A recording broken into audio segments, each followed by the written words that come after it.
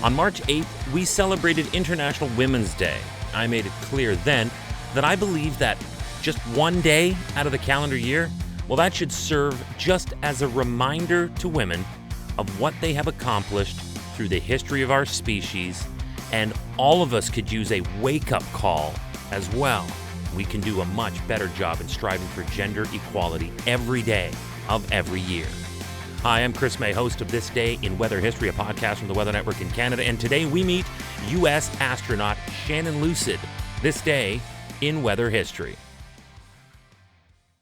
The mission from which Dr. Lucid returns continues to cement the close and growing bonds of cooperation between the United States and the Russian space programs, something that we have worked very hard for.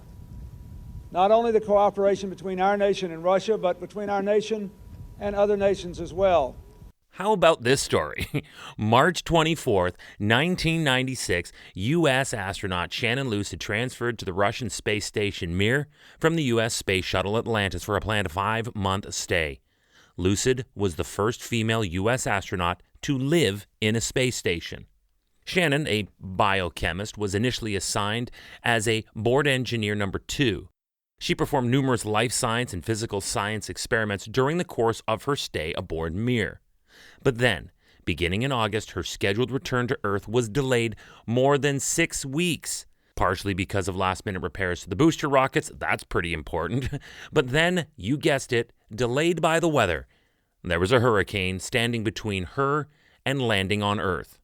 So she was up there a little bit longer, but the longer it went on, the deeper into the record books she would dive.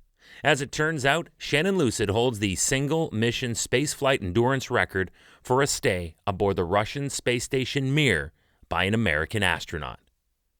Remember that This Day in Weather History can be enjoyed a number of ways. Right now, for instance, you're listening to the full version of today's podcast on your favorite provider, but there's also the daily podcast video short. They're shot right here in my recording studio, so you get that perspective. And oftentimes, they will include visuals from that day's event from when it happened in weather history.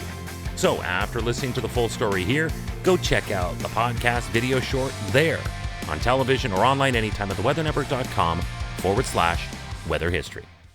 Her return journey was finally cleared and the flight path was set for her return to KSC aboard the STS-79 Atlantis on September 26th of 1996. When her mission had been successfully completed, Shannon had traveled 75.2 million miles. That's roughly 121 million kilometers in 188 days, 4 hours, 0 minutes, and 14 seconds, to be precise.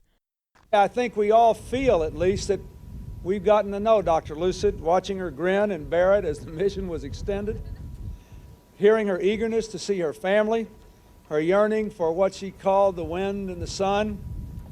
Perhaps more than she knows, she has also set a remarkable example for a new generation of young Americans, and especially young girls all across this country who look up to her and now see new possibilities for themselves.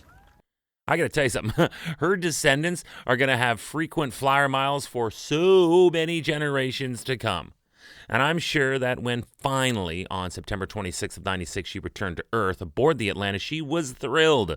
And I am so thankful to everything that everybody did, and I'm glad to be home. And all I can say is Houston never looked so good. Thanks.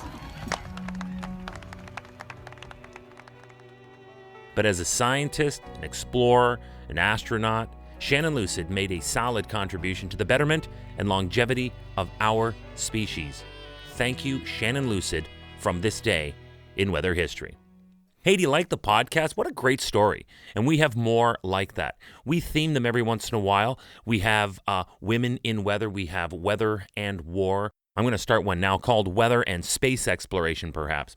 Hey, we'd love to hear from you. If you have an idea, go right now to wherever you're listening to me and rate us, if you would, please. It's on a 5-star system, and we would love as many stars as you can afford.